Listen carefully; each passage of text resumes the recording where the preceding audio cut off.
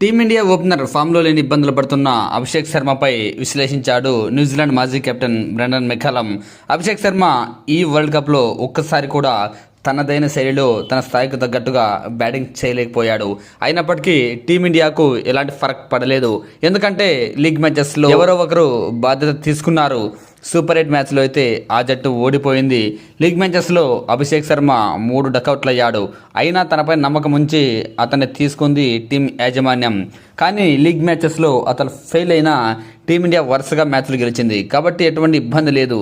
కానీ సూపర్ 8లకు వచ్చేసరికి అలా కాదు. ప్రతి మ్యాచ్ కూడా చాలా ఇంపార్టెంట్. ఇలాంటి టైంలో అభిషేక్ శర్మ ఖచ్చితంగా ఫామ్లోకి రావాలి. అతను ఆడితేనే టీమిండియా భారీ స్కోర్ చేయగలదు, ప్రత్యర్థిని ఒత్తిడిలోకి నెట్టగలదు. నేను చెబుతున్నా, అభిషేక్ శర్మ క్రీజ్లో ఉన్నంతసేపు ఒక్కసారి ఫామ్లోకి వస్తే ప్రత్యర్థులు బౌలింగ్ వేయడానికి చాలా ప్రెజర్కు ఫీల్ అవుతారు. అలాంటి ప్రెజర్కు ఫీల్ అయ్యే వాతావరణం ఇంతవరకు అయితే ఈ వరల్డ్ కప్లో అభిషేక్ శర్మ ప్రత్యర్థులకు కల్పించలేదు. కాకపోతే అవి లీగ్ మ్యాచెస్ కాబట్టి ఒక మ్యాచ్ ఓడిపోయినా గెలిచినా పెద్దగా ఇబ్బంది ఉండదు టీమిండియాకు. కానీ సూపర్ 8లో అలా కాదు. చూస్తున్నాం కదా, ఒక్క ఓటమితో పాయింట్స్ టేబుల్ తలకిందులైంది. ఏ టీం సెమీఫైనల్కి వెళ్తుంది, ఏ టీం ఓడిపోతుంది, ఏ టీం గెలుస్తుంది అన్నది కూడా క్లారిటీ లేకుండా పోయింది. ఇంకా చెప్పాలంటే మ్యాచ్లు గెలిచిన నెట్ రన్ రేట్ చాలా కీలకం కాబోతోంది ఈ world cup super 8లో.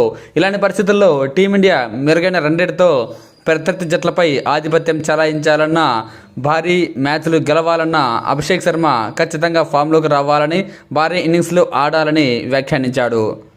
Abhishek Sharma ఫామ్లో ఉన్నప్పుడు భారత్తో మ్యాచ్లు ఆడాలంటే వణికిపోయిన ప్రత్యర్థి జట్లు ఇప్పుడు అతన్ని ఈజీగా అవుట్ చేయగలం అనే భావనకు వచ్చారని వ్యాఖ్యానించాడు. తనకు వైడ్గా కాస్త బంతిని క్రీజ్ నుంచి దూరంగా వేస్తే షాట్ ట్రై చేసి అవుట్ అవుతాడని ప్రత్యర్థులు గ్రహించారని, తన వీక్ పాయింట్ను ప్రత్యర్థులు క్యాచ్ చేసుకుంటున్నారని వ్యాఖ్యానించాడు.